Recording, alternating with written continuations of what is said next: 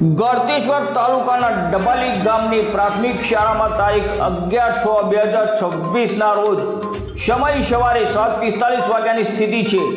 ડબાલી પ્રાથમિક શાળામાં સાફ સફાઈ માટે પટાવાળા નથી કે ગ્રાન્ટ આવતી હોય તેમ લાગતું નથી કે પછી મુખ્ય શિક્ષકની બેદરકારી સામે આવી રહી છે।